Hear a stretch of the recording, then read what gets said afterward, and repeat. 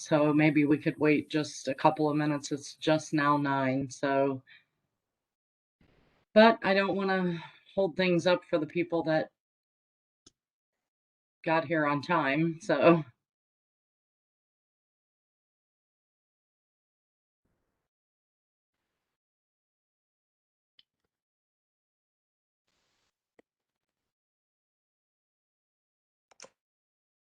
I know a lot of people, when they can't make it, we send out the recordings afterward, and a lot of people, end up watching it after the fact, so, So some Deb, people I may want to thank you. I am presenter, but for my ability to share, it's saying that I'm going to have to. I went ahead and with my Mac here accepted Cisco WebEx meetings, but it's going to make me close it down and log back in. So I'm going to do that real quick, and hopefully that resolves being able to share my screen this morning. Okay, and if not, you can email to one of us and we'll get it up there, so Oh, okay, that's a good suggestion too. So Matt, I think he's on the call right now. Matt, if you could do that with Deb, and I'm just going to log out real quick and log back in, but hopefully that fixes it. okay. I'll be right back. Alrighty. Valerie, are you on as well? Deb, it Yes, looks like Deb, I I'm can't. here. Deb, it looks like I can share my screen. So if Jason, if his Mac fails to be able to get this to work, I can share on his behalf, and then just follow along then with his presentation. Then Okay, alright. I'm not sure what I have a PC. I'm not an Apple guy, so Well, I'm kind of both. I switched to a Surface Pro just because it was so much easier to travel with, yeah. and then I have a regular PC, but I am an iPhone user, so I guess I'm a hybrid. Straddle both lines. Oh, there we go. Yeah. Yeah, so made it back in, just doing a quick test here. Everyone can see my screen, okay? Presentation? Yep. Okay, All right. perfect. So I'll just kick things off really quickly here with a very quick introduction, if that's okay, and then I'll turn it over to you, Jason. Okay. So for those of you who haven't met Jason, which I assume is probably most of you, um, I recently came across Small Nation. I was not familiar with them, but Bowling Green State University does a state of the region conference every year to talk about the economy for the Northwest Ohio area. And Jason was actually a presenter at that state of the region conference. And I was so impressed with the things that they have been able to accomplish in the relatively small town. I mean, Bellefontaine is about, I think, between 12 and 13,000 people, right? Which, by RCAP standards is kind of a big city.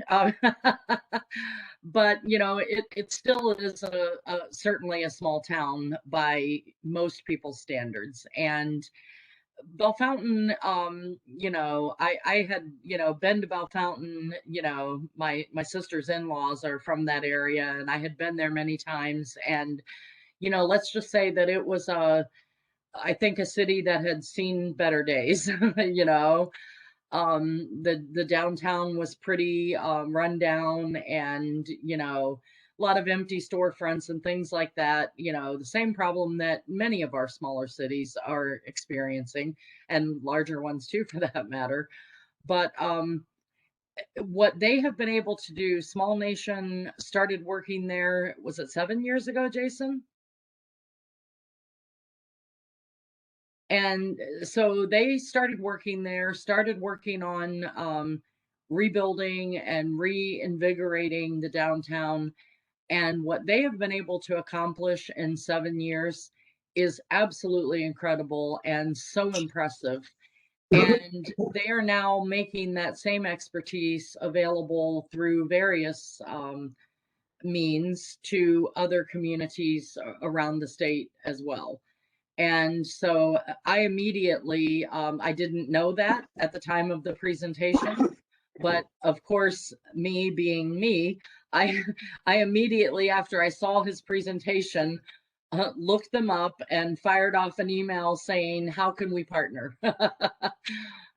Because anytime I see someone who is doing really great things, I feel, first of all, pretty comfortable that people who are really doing great things and not just saying they do great things, um, generally are pretty open to partnering with other people because they like to share their ideas and they like to see others succeed as well. And so I got the feeling, these guys are the genuine article here. And, if so, then, they probably will be open to at least having a conversation about it. And so we did that. They responded immediately. We did that. And we decided we would start with this webinar and then see what interest there is among the communities that we're working with to talk to them to find out what the next steps might be. So this is sort of an introduction, hopefully not the end, but the beginning of a relationship with some of your communities. And so without further ado, I'm going to turn it over to Jason, who is the founder and CEO of Small Nation.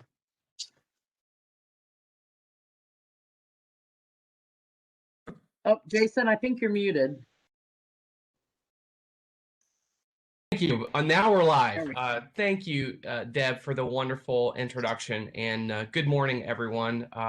First off, I was really energized as I was driving into the office this morning because learning more about the Great Lakes region and the organization and just the communities that it represents.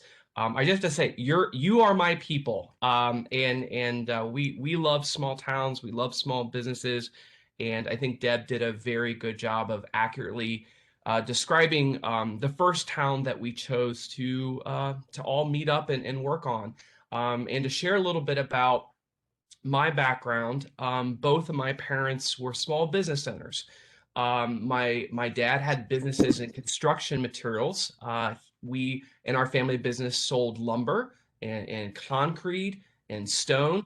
And my mom owned a Hallmark gift shop. So I can wrap a gift in 3 minutes or less. So as Christmas comes, if you need some help in gift wrapping, I'm fully trained working retail and helping my mom's business for many years. And I think that experience of growing up in a small town and having parents that really were a part of Main Street and also engaged in the local economy, it made me realize a number of things. As I reflected on life, I thought about how many of the small businesses in our town and community left a very positive impact on me. One of those memories and experiences were we had a men's clothing store in our town that had been there for 70 years. And the owner, Jim Greer, it was called Huber Buckenroth. And the owner, Jim Greer, when I was a young man at 13 years old, he fitted me up in a new suit and taught me how to tie a tie. And for a young man, that was a really important experience to be able to learn those life skills. And I could walk up and down the streets of our town and tell you stories of the leaders that were in the Kiwanis Club or the Rotary Club. I could tell you how when my T-ball team was needing to do a fundraiser, the businesses and the people that were there to volunteer their time to coach or to help with that uniform fund. And I think there's something really special about what makes our towns and communities that heartbeat thrive. And as the economy changes, as businesses transition, as leadership changes, what an interesting time for us to be doing the work that we do. And so later on in life, I in my family, when you graduated high school, the expectation was you go to work. And I had a music teacher in school that said, Jason, you're pretty talented as a pianist and a vocalist, and I think you should pursue going to a university. So, if you really want to trip up and scare and challenge your traditional, very conservative small business parents, you go home and you tell them that you're going to go to a liberal arts college and be a music major. So I did that. And luckily, I found this small town, Ada, Ohio, Ohio Northern University, and pursued a music degree. And also, they had a business school there, and I got a business degree. So, coming right out of college, did not want to work for the family business, but I wanted to pursue and try to build something on my own. So, a mentor of mine owned a real estate brokerage. He said, Jason, why don't you come get your real estate license? So got my real estate license in 2005 and 2006 when the economic crisis hit, and I did not sell any real estate. I was I was not very good, and also the economic conditions really were challenging at the time. But here's what I did learn: is I learned about sales, I learned about marketing, I learned about appraisal, I learned about finance, and I fell in love with these old historic buildings that line so many small towns and communities. And kind of my background of being, involved in performing in the arts is I found that a lot of towns had a tough time telling their story. And being a storyteller of your town and identifying its history and what people really, when you ask them about your town, what what are the glory days? What are the things that people, the memories, the people, the businesses that were there, the community leaders that were there, the artists and performers and athletes, all of those kind of things that make up towns. And then how do we retell the story today to get and build tourism? How do we retell the story today to get people excited about reinvesting in a local town and a community? So we descended on Bellefontaine, Ohio. And why Bellefontaine is not my hometown. It was a town that I knew of. It was a town that I visited. It was in driving distance of my hometown. And it had all of this historic building stock and architecture. And as you would come into the town 10 years ago, and Deb was very kind in how she was describing it, things were not very good here. Uh, about 80% of the first floors of the town were boarded up, vacant, and empty.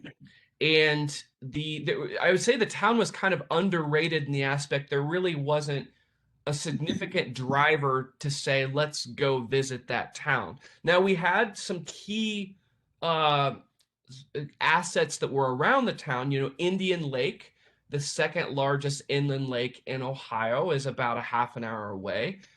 We have a ski resort at Mad River Mountain that's 15 minutes outside of town. So there were all, and I think this is the case for every town. There are geographic, milestones. There is traffic patterns with certain highways and interstates that lend itself to helping support a town. And then there's assets that typically exist in the town that if you're a local, you may not know how to appreciate or value those. But when someone from the outside comes into your town, they're like, that is so cool, or that is so unique, or tell me more about that. So I think what I'd like to do with our time today is I'm going to jump into some slides here to show you some pictures.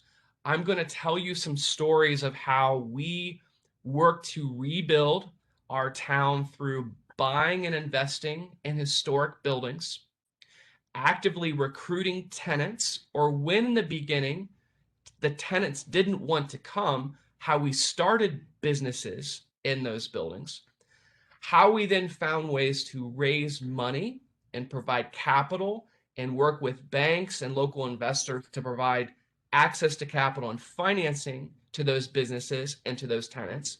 And then the last piece is how we do and provide active coaching, mentorship, and support. And so in hearing all of those things, we created Small Nation because it is that system and that process to really engage and revitalize a small town. And it takes that approach through making lots of mistakes, seeing how some projects get stuck, seeing how some entrepreneurs are not resourced correctly to do and live out their dream and their passion. And then how important that ongoing training, coaching, and support is, especially now as we're coming out of COVID, and we've been through COVID, which has opened up all kinds of new doors and opportunities for small businesses that are able to capture and take advantage of it. So we've got some time allocated, and I'm going to probably take about a half an hour. We'll go through some slides and some presentation around that, but I'd really like to have you be thinking as you're watching the presentation today and reflecting on your own town or your own community, core problems, core opportunities, questions that you think that we can help out and support you in really getting some of these projects unstuck and really helping your town get to the next level. So that are our goals today, and I'm going to, with that, go ahead and share my screen this morning.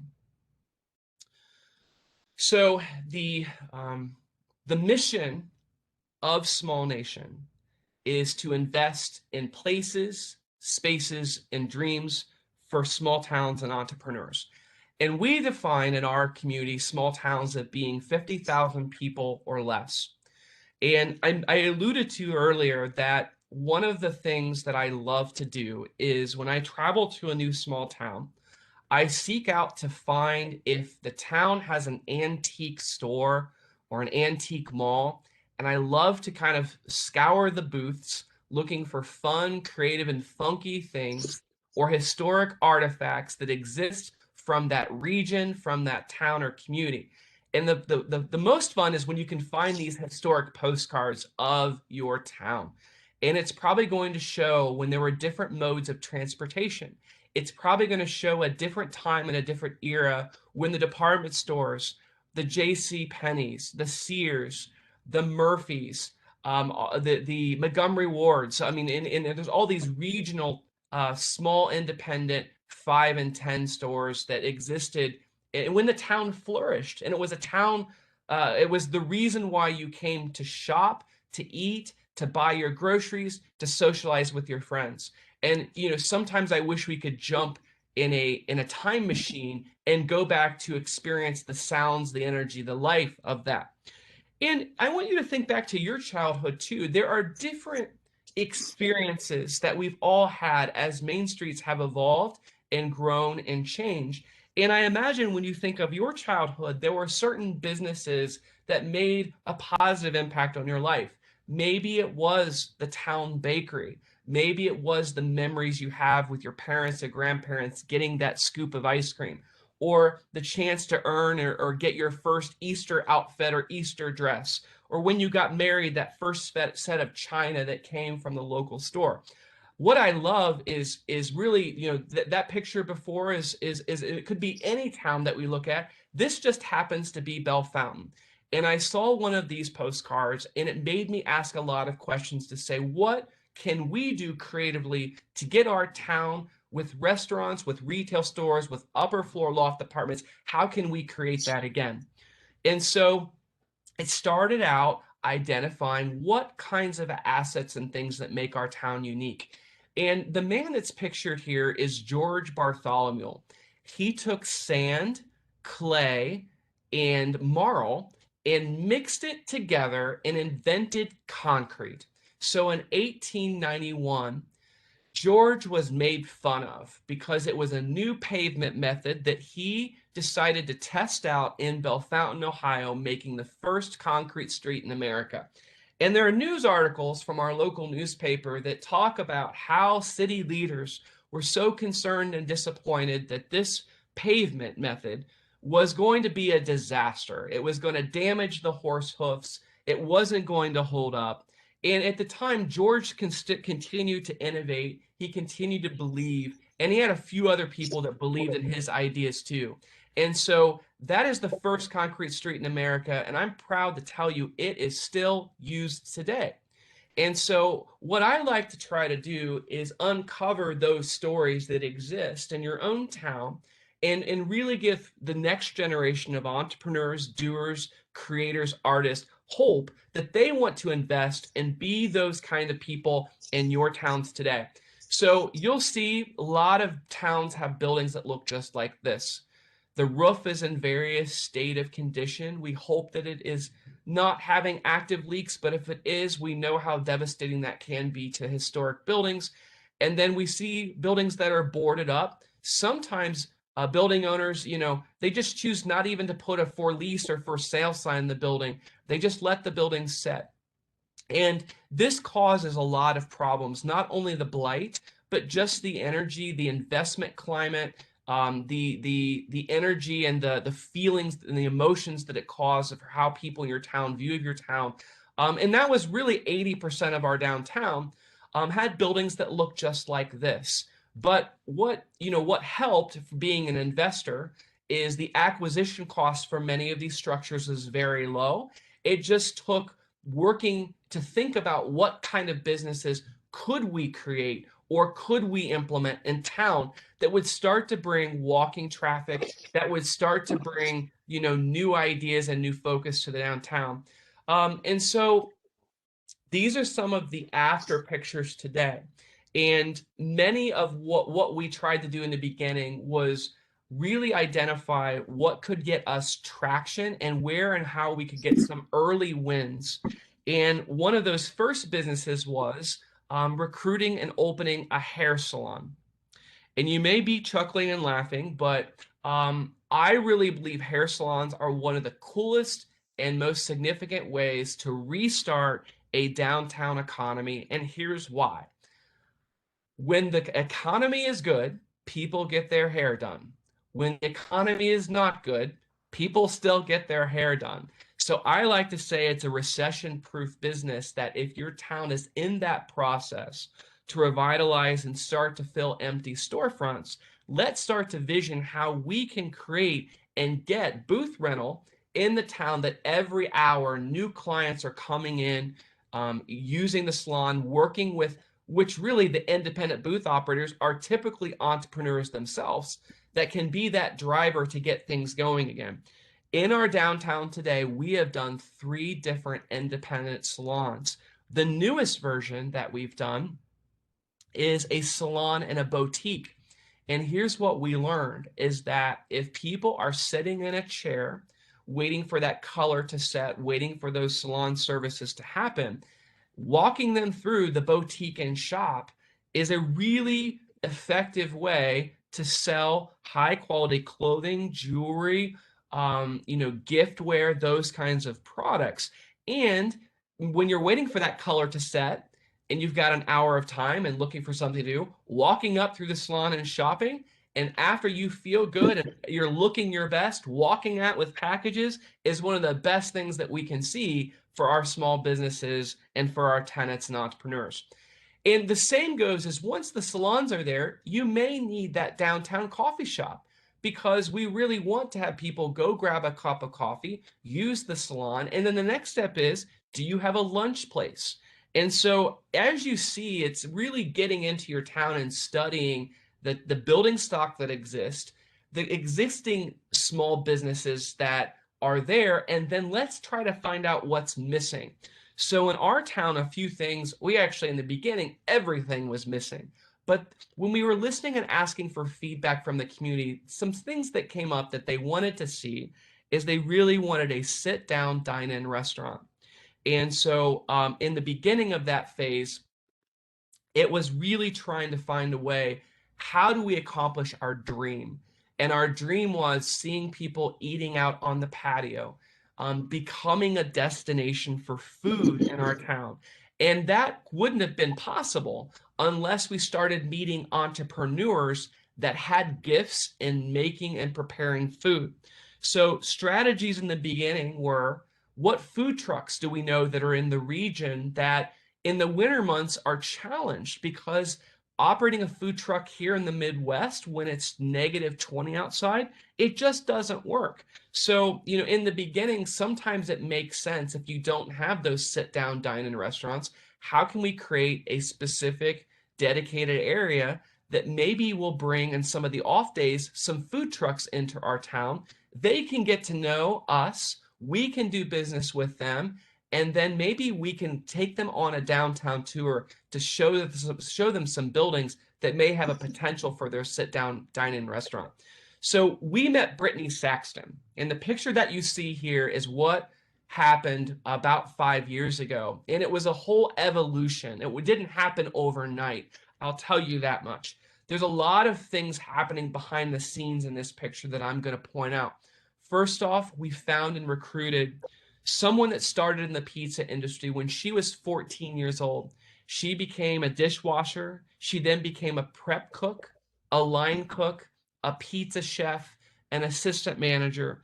And then we met her and her mentor, Michael Shepard, when we first bought our first building in downtown. And they had 3 other gourmet pizza restaurants in Ohio. You would stand in line at any of their restaurants to get their pizzas because they made them on brick ovens and started baking them at 600 degrees. And the product that came out, the founder would tell how the dough was made fresh in the store every day. You would also understand that there's different crust profiles, everything from deep dish Detroit that's got Parmesan baked on the outside, local honey infused in the dough. And then you would hear and they'd see how unique the menu was designed.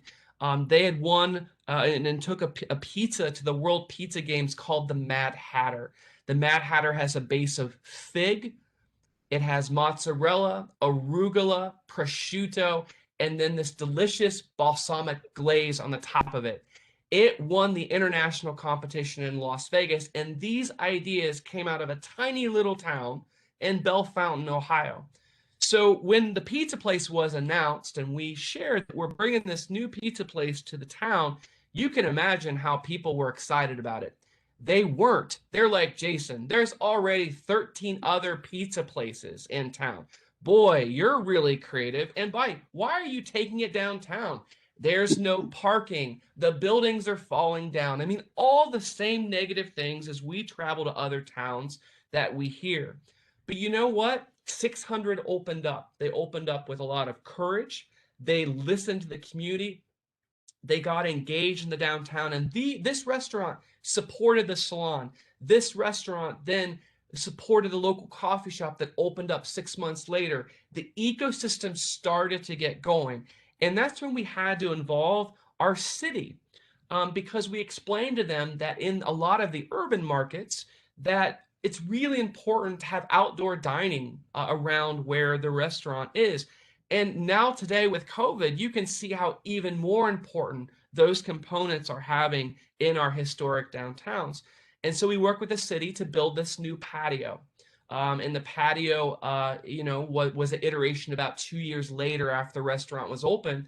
And then the other thing that we noticed is that we had a very restrictive sign code in our downtown. And people were coming into this world famous, because they'd earned the credibility of that, downtown pizzeria, and they were asking, can I order a hamburger here? No matter how well we focus to try to do the promotion on the website, no matter how well we try to get the perception in the community that this is a gourmet pizzeria, we still had people coming in asking for hamburgers. So we found out the issue is with signage, is that people didn't know when there was, on our main street, we had 14,000 cars a day that were passing by. Many years ago, there was no reason to stop. Now we're giving reason for people to stop, but we need to make sure people know what is in our town. So you'll see there's a lot of nuggets to unpack with this first project. And just so you know, we have broken this story, this case study, the before and after pictures, the money and the cost for renovations, and basically the success that this restaurant has had. We've broken it into a free case study that you can download on our website. And I'm going to have our team member, Matt, put this in the chat link, and we can also follow up with you with these free resources.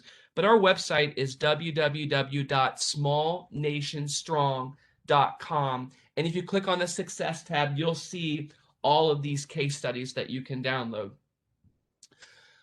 Here's a little bit of the success that we've had. And I'm not going to tell you this has been easy. This has been 10 years of not only really heads down, 70-hour work weeks, but it's been surrounding ourselves with other entrepreneurs, doers, and creators that believe in really working together to revitalize a town. So we have renovated now, this infographic needs to be updated. We're up to 40 historic buildings in our downtown. And we're now up to $23 million in new private investment. We've done 24 upper floor loft apartments at different price points, everything from luxury, everything from market rate, and then actually apartments that also subsidize and support the restaurant workers that we need in our downtown so they can afford and have affordable housing. We've done 2 event centers. This has contributed to 121 new downtown jobs. And my team and I have started and we operate 7 downtown eateries. So that first gourmet pizza restaurant, we saw its success and we worked with Brittany and found other people like Brittany that wanted to start restaurants in our downtown. And we partnered up with them and became equity partners to give them the confidence, to help them with the financial support, and also be servers, be restaurant workers as a 911 call if they need it. And through COVID, they have needed it. And so that has also led to 17 new specialty retail stores in our downtown.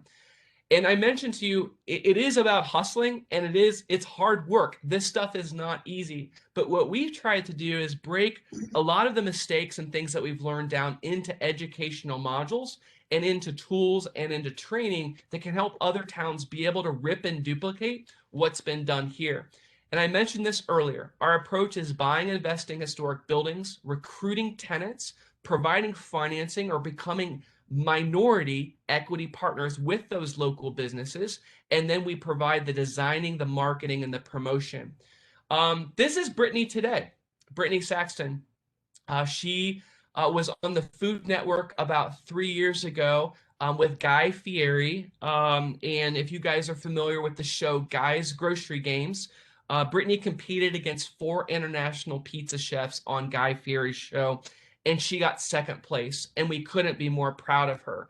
And the other thing that was pretty wild is about a year and a half ago, in our caller ID at our office here at Small Nation, we saw the words White House pop up on the phone. And I'll be honest with you, I thought it was a spam call or someone asking for a donation. So I was not very nice until they asked and said, we've heard about what you're doing in your town, and we understand you have an opportunity zone, and you've used the opportunity zone to create a new business next to the gourmet pizza restaurant called Bellavino Events and Wine Room. We would like to have you come speak about how you did it and how you use those tools. So I could not be more proud. That's Brittany, our co-owner of 600. She's speaking about her story and her work in the Rose Garden at the White House. And so it's just neat. And I think as you go through these towns, what I like to do is I may have been the guy to create the vision in the beginning, but now my job is the best job because I get to tell story of all the people that are now starting their own businesses and the things that they're doing that are creative, unique, and in the heartbeats of the downtowns that we work in. This is Braden Campbell. Braden, moved away from Bell Fountain right after he graduated high school because he was telling me there was no reason to stay in this town. There weren't any places that he enjoyed meeting up with his friends. There wasn't a place for someone like him to live. He wanted an apartment. He didn't want a single family home with a 2-car garage. So he moved away to Chicago for a while. He then moved and got involved in the coffee culture, being a barista and kind of a master mixologist, learning about coffee and cocktails. And, he came back after being gone for about 10 years and saw that the downtown was changing. And we had staged an empty building with used furniture that we bought at a university garage sale, because I believe universities and sometimes hospitals are the same way. They change furniture like hairdos. Every few years, they're throwing out good furniture and then buying all new. And I'm the kind of guy that goes to those sales and just buys stuff.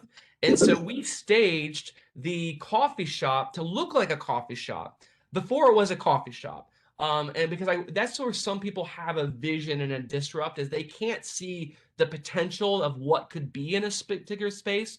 So Braden came, he took the downtown tour, saw the energy, saw the potential, and he designed and created with some business partners his coffee shop, the Native Coffee Company, because he was a native of town, moved away, and now we have three, or actually four, downtown coffee shops. All of them have a distinctive vibe, a distinctive clientele. And instead of looking at other coffee shops as competition, he really looks at this as we have become a town and a destination for coffee and coffee experiences.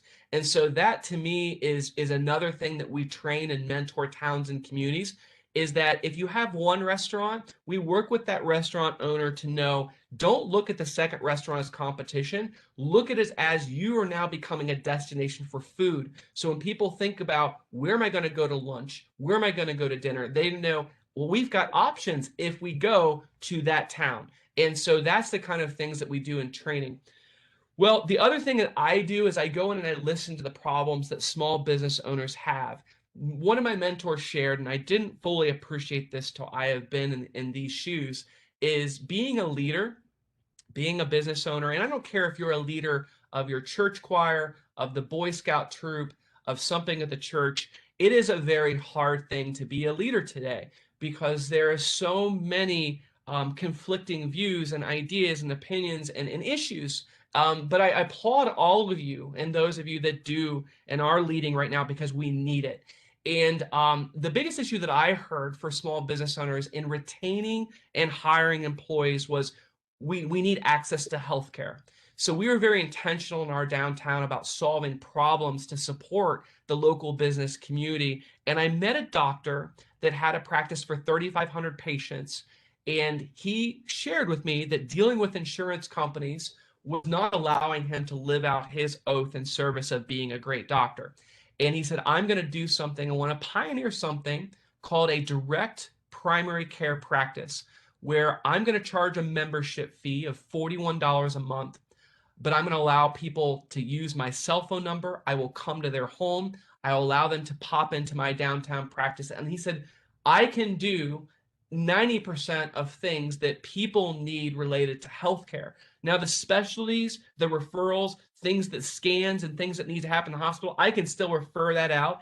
And if someone needs to have insurance and do that, they can do that. But this is my model, and this is what I want to do. Well, a small business owner maybe can't afford to provide health insurance for their employees, but they can provide membership to his practice.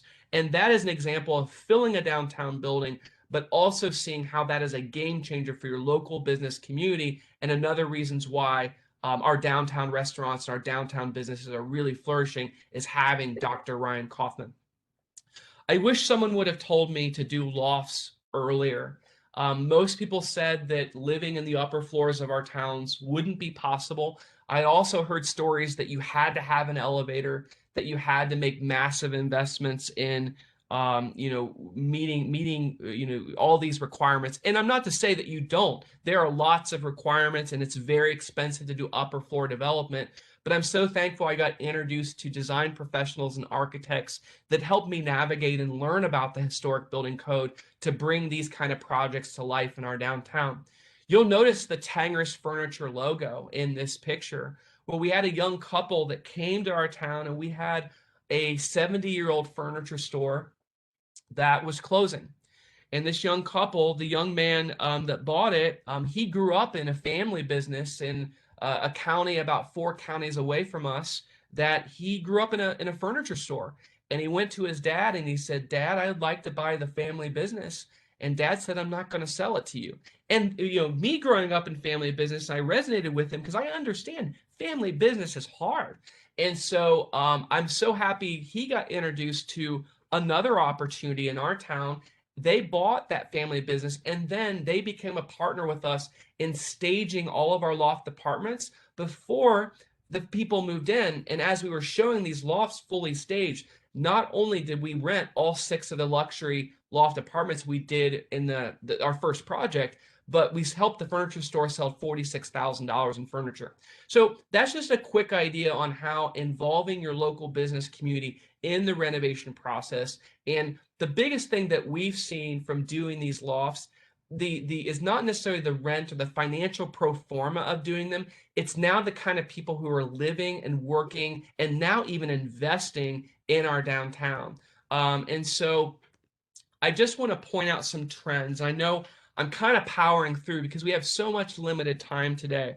But when you come to our town, and I really hope we can host you or your communities for an insight visit or tour, you'll get to meet with the restaurant owners. So we have you saw in an earlier picture the brew fountain in Bell Fountain. So we did not have any craft beer 8 years ago in our town. And we'd all have to drive away to towns like Columbus, which is 60 miles away, to really experience craft beer or some of the things with it. Today, our town now is home to the Brew Fountain in Bell Fountain, which has been the #1 craft beer bar for the last 4 years running. So we have craft beer, we have great barbecue, we've got a really awesome American Don's Downtown Diner, which are burgers and fries. And then next to the gourmet pizza restaurant, what pairs great with pizza? Frozen custard. And so we have a really, if you're familiar, an Ohio-based franchise is Witt's Frozen Custard. We had read that they were closing down in the short north in Columbus, and I was so sad to see the custard place close. And I researched who the franchisee was, called him up, and he shared why he was closing. He said, my rent in downtown Columbus doubled. Parking is $20 a day for my employees, and I can't find anyone to work for me for 16 bucks an hour. And he said, you try to run the math selling $3 custards. Well, these are where a lot of our rural towns and our small towns, we have such a competitive advantage. And sometimes we don't even know what our competitive advantage is. The cost of living is much lower here. Our rents are lower. The speed to power through regulations, whether it's zoning or building permits or getting introductions to the mayor, all those things are really happening. So the neat thing to share is that we scored a Witt's Frozen Custard right next to our gourmet pizzeria because of someone really struggling in another community, in another economy, and really making it easy to do here.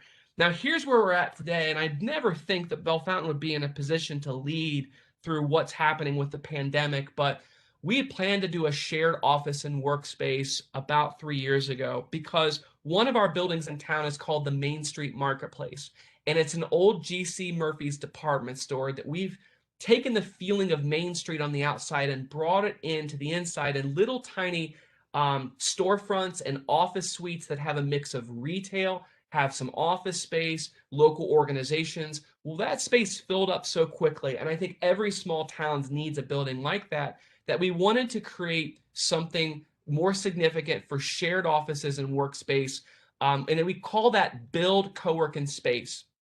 So we know that food is really important, and you'll see next door, there's this large sign that says Antique Mall.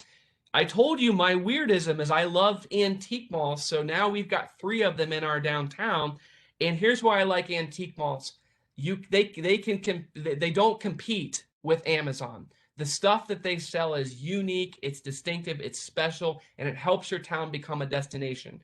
So this is a picture from about 6 months ago because we wanted to anchor the co-working space with a restaurant.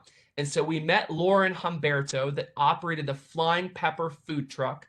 Humberto immigrated from Mexico 10 years ago down to Springfield, Ohio, and was working at Wittenberg University in the culinary department for Sodexo. Well, he saved up his money working for the university, bought his food truck, and that food truck really became a very special experience and destination. And we got to know him, and we said, would you ever consider having a sit-down dining restaurant? And you hear the issues with the food truck. It's a challenge when it breaks down. It's a challenge to be able to have to go pick up product every day and then run it. There's not a lot of consistency with just how some days you're really busy, some days you're not as busy. So we took him through a restaurant training and coaching program, and he and Laura now operate their Flying Pepper Cantina, which is anchored in Build Co-working Space. And here's the kind of things that we do is we help with design services. So we work with an all-female woman-owned business in Salina, Ohio called the Revival Design Studio. They're architects, they do historic preservation, they also do interior design. And so Callie Lange and her team designed the dining room and the space for the Flying Pepper Cantina. They've also helped us create this shared workspace that we are really proud to have and now have our first location complete in Bell Fountain. The second location is under construction right now in Marysville, Ohio, and we're talking to other communities that would like to see and expand and create shared workspaces in their town. Now, post-COVID, in our facility, you can get a membership for $99 a month. That gets you access to all of the shared office spaces, private lockable booking rooms, use of the community kitchen. And then we also have other membership options that include dedicated desk at $399 per month, and then office suites anywhere from $797 to $1997 per month. So I just wanted to share that, we believe co-working is going to be a significant, important driver for economic development for small towns and community, really towns of all size going forward.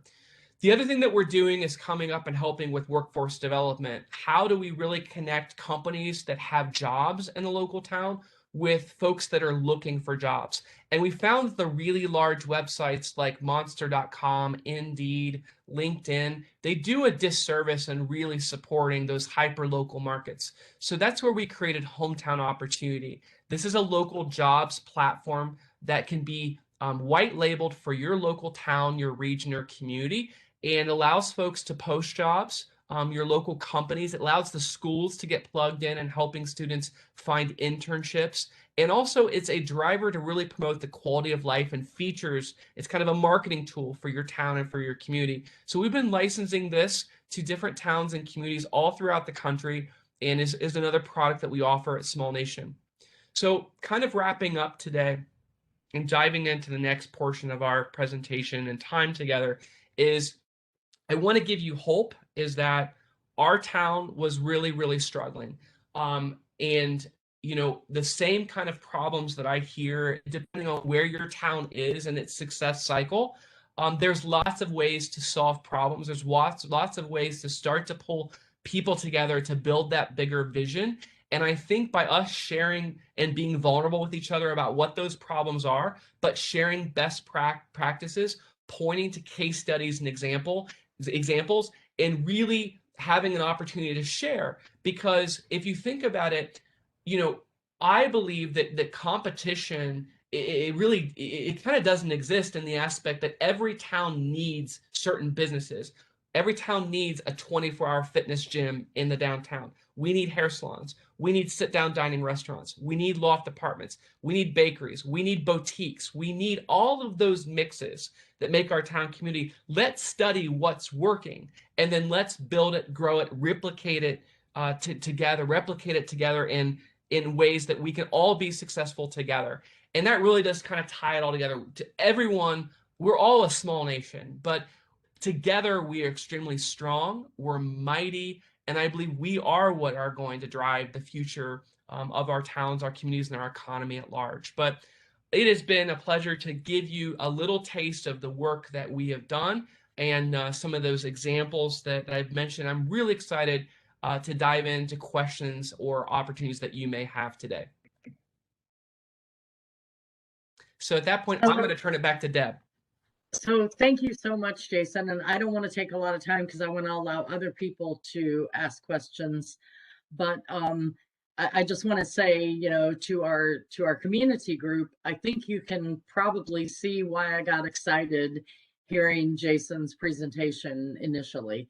And one of the things that really excited me is that I immediately sense that Jason is my people in the sense that he has real optimism for what can happen in small towns. And this is something that I preach constantly to small communities, is that, as far as I'm concerned, the future has never been brighter for small towns.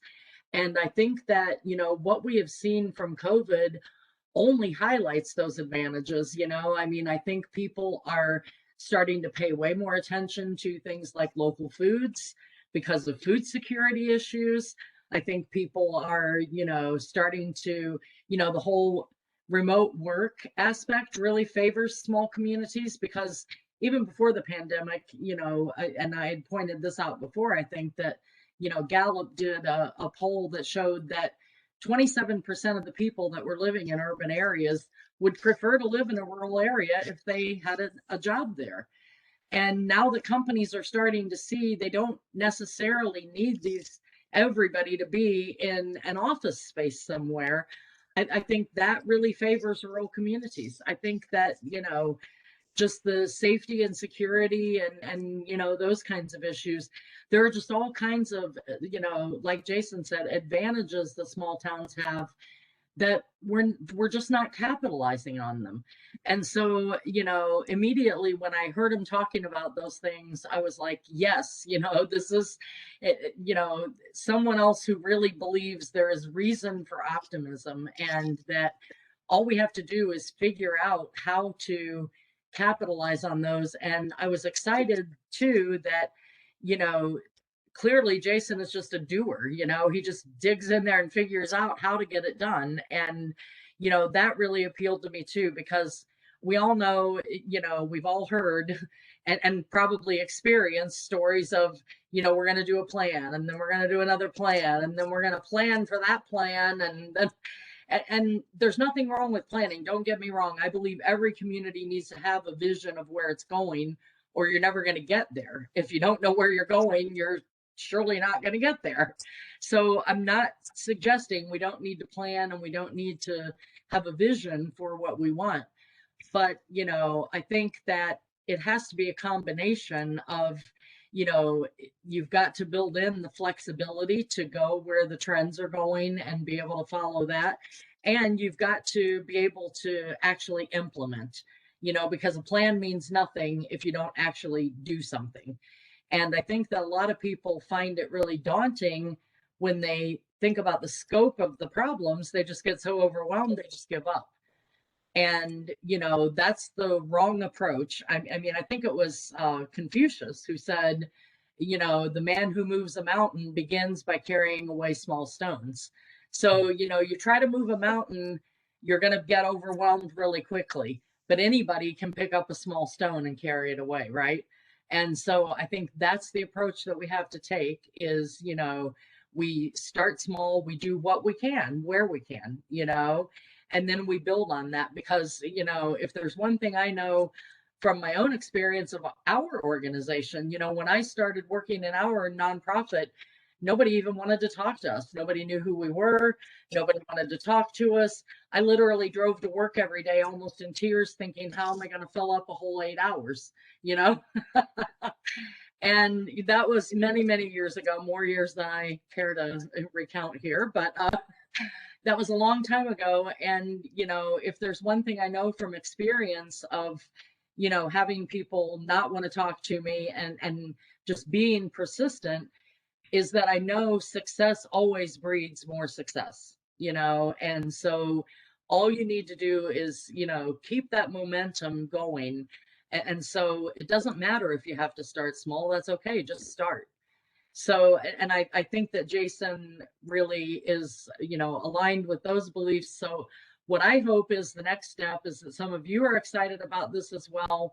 And that, when we get the opportunity, hopefully soon, if the vaccines continue to, go the way we hope, I hope we'll be able to organize a tour for many of you to, go and actually check out Bell Fountain and talk with them. And then let's see where we can go from here. But, as I said at the beginning, I hope this is really sort of the beginning of the partnership.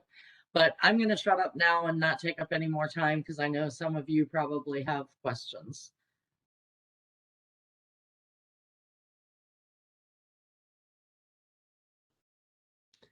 Valerie, are they able to unmute themselves, or do we need to unmute them? They all should be able to unmute themselves, Deb. Okay, so, feel free to unmute yourselves to ask questions, or you can also put them in the chat and we will, monitor the chat as well. So great question, Misty. I'll just jump in on that one real quick. In the beginning, these are the groups that I see that exist in towns, is that you typically have the old money, or what I like to call the good old boys.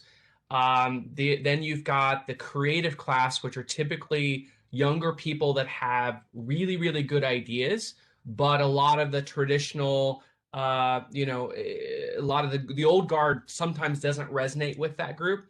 And then you've got real estate building owners, which sometimes maybe they've got some emotional pain. It was their grandfather's hardware store, but they don't want to sell it because it's still got a bunch of stuff in it. There's like all of these problems. And then, of course, we have the city, which they're gatekeepers of the regulations and the rules. So what we try to do in the beginning is understand that these groups, and all of them have a very valuable and important role, but we start to break down barriers. And the barriers is that we help talk about generational differences. So the way, that just because you think that we need more dirt shovel ready industrial park ground, if you don't have people that are going to live and move to your town, that industrial ground means nothing. And in fact, we need to support probably that young creative class person to open up a coffee shop, because then that will give reasons for people to want to live and stay in the town and work at the factory. So, there's all these problems, but I say in the beginning, I try to find a small group of people that are problem solvers, they're solution based, and they understand that there's been a lot of no's, but I work to get no's to maybes. And one of my mentors taught me that no is just a delayed version of yes. You just have to keep asking the question other ways. And so I think what I would recommend and do, depending on where your town is at, is let's get a small group of people, usually 5 people or less, that's aligned around a vision for a particular project or a particular initiative that we want to work with the chamber. We want to work with the city. We want to work with the old guard, but we also want to find this new creative class, and let's get something done that we can all point to that says this is the effort of connecting these people. Look at this new mural we got accomplished. Look at this new wayfinding sign program we got done. Look at how we just got this new boutique in town because we all came together and we got it done. What other questions maybe bubbled up today?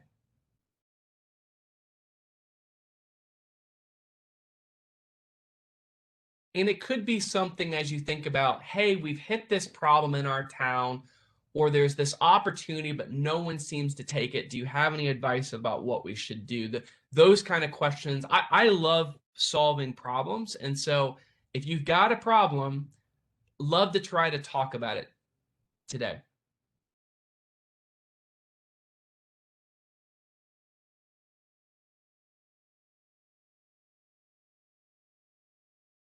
Okay, don't be shy, guys. I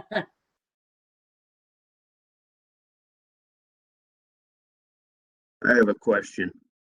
Where do you find your source of funds, financing, financing old building revitalization? As I think banks look at that as kind of risky. They do. They do, and they don't want to lend money because it's very expensive typically to renovate, and there's lots of the risk during the process. So when we started out, my banker did not want to lend money on the first building I wanted to buy. And I asked more questions. He said, well, why don't you first get a real estate project or something that's got a track record of success? And I said, can you be more specific? So he said, well, what about like self-storage? So those little, and I'm like, those little tiny garages that you see on the side of the road. And he said, yes, because we understand that asset class and that you can, be able to subdivide that off and get income. And so I was deducing that down, and then I was hearing problems in our local marketplace that we had lots of small businesses that needed a small little unit where they had a lockable private office, or they had a little shop or a little something that they could do, and they're willing to pay monthly rent, but they were worried about the gas, electric, water, sewer, trash, and internet if they were leasing on Main Street, and they'd have to sign a 3-year lease to do it, and it would be a lot more money. So we created kind of what I would say is the storage unit equivalent for Main Street in small towns, and we call it the marketplace building. So they're like little individual suites and like if you want to say storage units, but they're little retail shops, they're little offices, and My banker, then I explained to him, I said, well, this is just like self-storage. It just happens to be in a historic building, and it happens to be in a small town. And look, I've got 5 people that have raised their hand that are willing to pre-lease if we can execute and do this. So I had to kind of speak the language in his words. And I'll also share in the beginning, I believe if you can't get banks to invest, we need to go to the private money lending community. And so that group is going to be high net worth individuals in town. And I like to talk to them in this way, is to get them thinking, how much money are you paying in tax? And do you like paying lots and lots of tax? And I don't know many people that like to pay lots and lots of tax. So I then say, okay, if you're sending that money to the IRS in Washington, D.C. every year to misspend, in your words, what if we reinvest those monies in your town and owning real estate or being a part of a partnership with real estate? You get tools like depreciation. You get tools like, historic tax credits. You get tools that will help reduce. And if you have an opportunity zone, it happens to be that our entire downtown is an opportunity zone. If you have one of these in your town, you are very blessed to be selected and lucky to be on the census tract to do that. That is another just incredible vehicle for a high net worth individual, company, hospital, foundation, corporation, farmer to make a massive investment in your town and community. They just need to know how it works and to have some kind of mechanism and vehicle and confidence that the idea, even if it lost money, that when they're net with the tax that they would pay, it still makes sense. Or they want to donate to the town. That's their way of giving back. And I think, we've got to kind of survey in every town, what are the priorities, the vision, the needs that exist. I will share, in a post-COVID world today, I am hearing very few issues about access to capital right now. In fact, I think the problem is almost opposite. There is so much money everywhere right now, with stimulus, with all of these government programs, the CARES Act funding, even governments right now, local government. If you've not looked into how much your county or your city is getting in this latest round of money, just example, our community of 46,000 people, our county is getting $9 million and our city is getting $4 million. And I'll be honest with you, they don't know how to spend it. And it should be spent in the downtowns, in your communities, on economic development, but everyone's looking for reasons and a way to spend it. So if you've not really looked into that, I would encourage you to do that today. Thank you. You're welcome. Yeah, I mean, one of the other things that really impressed me, and I don't, think he mentioned it today, but all of those impressive statistics that Jason showed, they have been able to do that without government funds. With everything that they've done, they have done with private funds, and that is really impressive to be able to revitalize a whole downtown and renovate that many historic buildings without using government funds is really impressive. And I don't think that any community is so unique that they are the only community that can make certain things happen. I mean, every community is unique for sure, but I don't think that any community, in other words, what I'm saying is, I don't think that Bell Fountain is an anomaly. I think that Bell Fountain is an example of what can be done in many, many, many other places. And I'm just seeing in the chat here, Greg, great point. I am typically not in the camp of putting in lots of new regulations unless we have downtown building owners that refuse to remodel, that refuse to market the properties. And then I know as the downtowns are transitioning, storage may be on day one the appropriate tenant vehicle, because if there's no income coming in on the property, I guarantee you that there's no interest in saving the roof. There's no interest in paying the property taxes. So depending on how the downtown is evolving, what our hope would be is we get other businesses going around the storage buildings. where the investor or the owner is like, you know what, I've been getting this for storage, but maybe I should put in that antique mall, or maybe I should convert this into an events venue, or I'd like to make more money. And so I do think it can make sense to put the vacant building, codes in place, but make sure the city or municipality, if they're collecting extra fees or taxes as storefronts remain empty and building owners are not renovating them, put it into a facade renovation grant program. So reward the investors that are doing good things, that are renovating their own buildings, so that money is encouraging people and staying in the pot to do good things for your historic district, your downtown.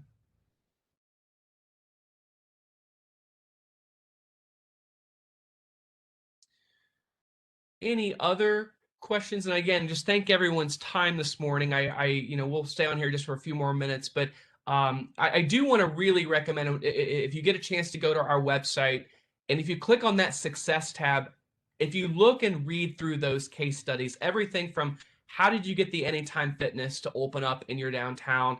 That has been such a huge shot in the arm, having a 24-hour fitness gym. There's now 3 other fitness facilities. There's 2 yoga studios. Of course, we still have Jazzercise. We have Ragnar Fitness and Yoga.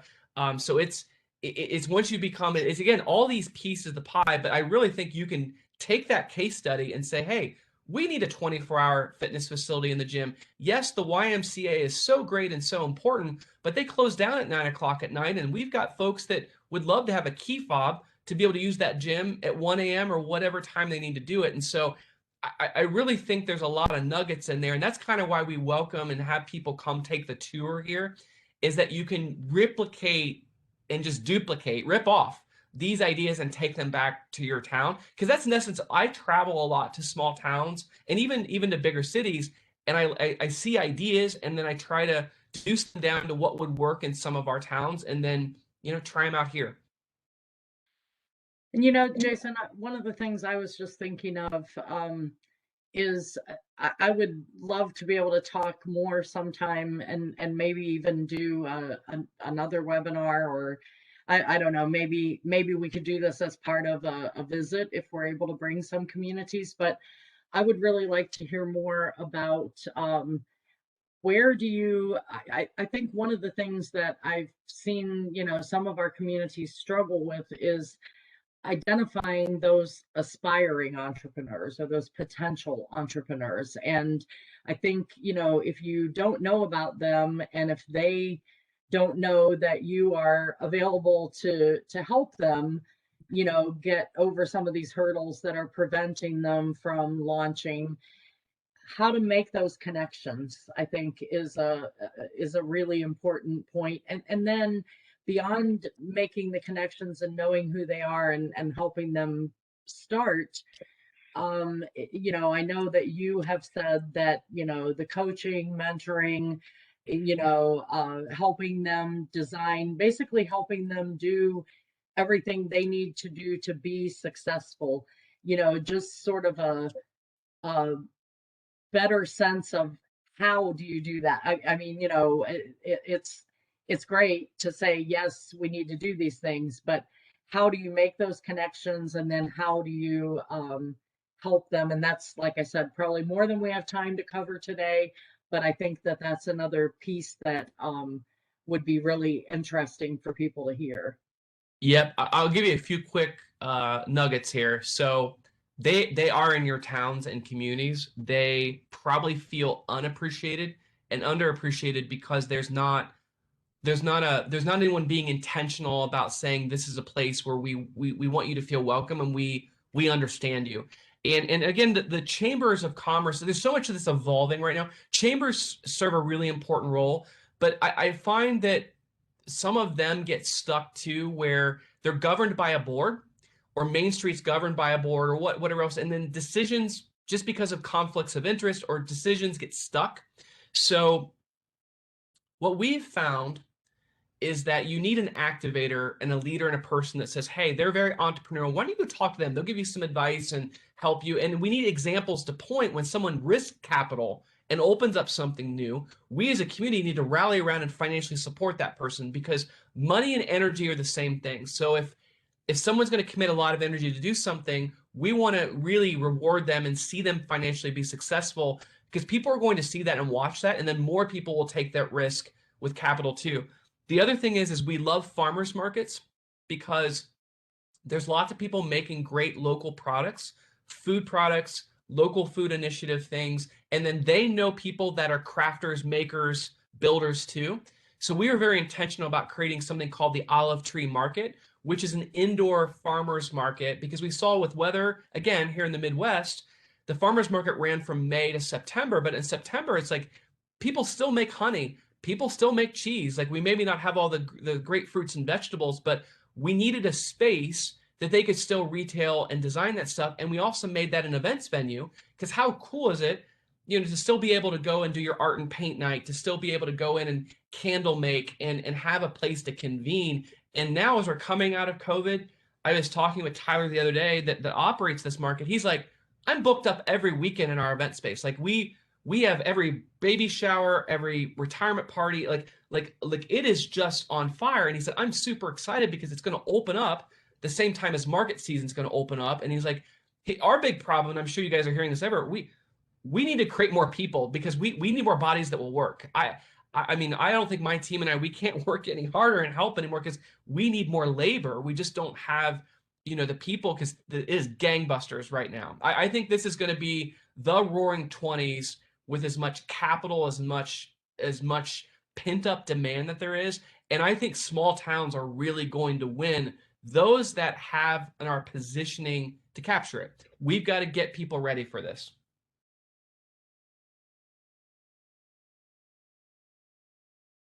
Great. Well, Jason, thank you so much. I really appreciate you being here, and I really appreciate your enthusiasm. And so anyway, I hope some of you have been inspired. And like I said, I hope that very soon we will get to a point where, for those of you who are interested in going a little further, I think the next step is if we can organize a visit, and we can do that with you either individually or, I don't know, Jason, is it better to do this as if we had 3 or 4 communities that are interested, is it better to do it individually with them, or? So it depends on the community's goals. If we have a group of 56 people coming up from Southeast Ohio here in about a month. It'll be the largest. There's actually 13, Matt knows, 13 or 15 communities that are a part of this bus tour that they're bringing. But we do a lot of one-on-ones. Do you know who's organizing that? Matt, are you on the call that you could unmute real quick? I know that there is, it's Jobs Ohio Southeast. Yep, Okay. it's Ohio SE, which is Jobs Ohio's economic development arm for the southeastern part of the state. 32 counties Yeah. are in their region. So they are organizing it and currently reaching out to communities throughout their network. Oh, that's great. I just wondered because we have several partners in Southeast Ohio, and so I was just curious who was putting it together. So, and we can get you more information on that, Deb. The other thing about the community visits that's been very insightful is getting your mayor, chamber president, maybe a few building owners, an investor, having them come and then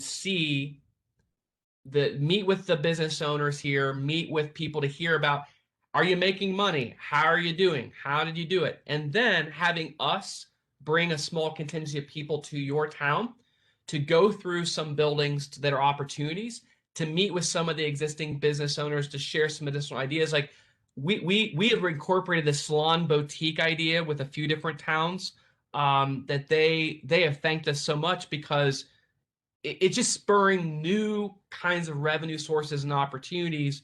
But we can craft proposals and opportunities. A lot of what we do is free, because that's how my heart is. I believe that people that give, they gain.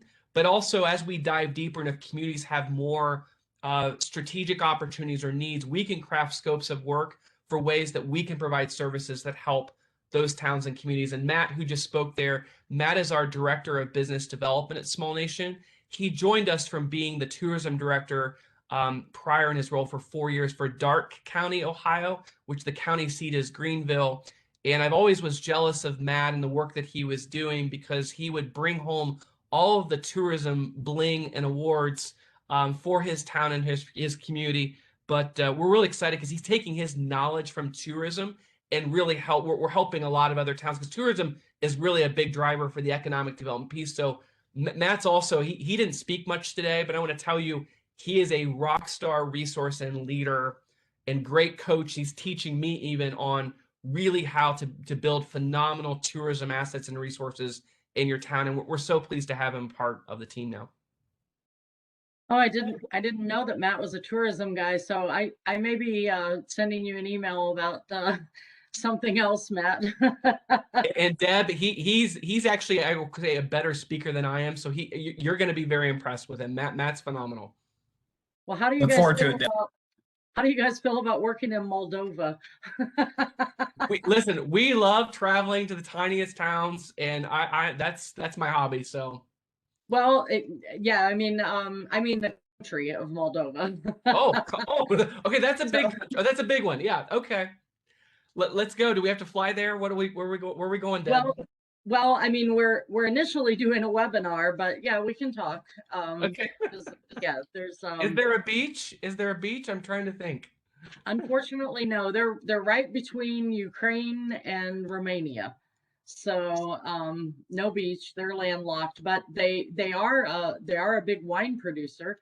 So they have a number of wineries. I'm in. That's good. I'm in. So anyway, but it sounds like if any of you, any of the communities that we're working with already in our entrepreneurial communities initiative, it sounds like they might be best served by individual visits so that, you know, they can sort of tailor, you know, who they can get and who might be interested from different angles and perspectives, you know, that would give a fuller experience, you know, so that they can see the possibilities and, you know, and everybody who sees it is going to see it from their own lens, you know. So I think maybe individually might best serve their needs. But so anyway, I'll just say to any of our communities that are on that have an interest, let's talk about that and see where we can go from here. And again, thank you very much, Jason and Matt, for being on and for everything that you do. It's so impressive, and we look forward to continuing to work with you. And thanks to all of our communities that got on. And we will be sharing the recording with all of the communities who couldn't make it right now, so that they'll have an opportunity to, you know, see and hear the same things. So thanks, guys, and we'll be talking with you soon. Thank you, Deb. Thanks, everyone. Thank you very much. Bye, everyone.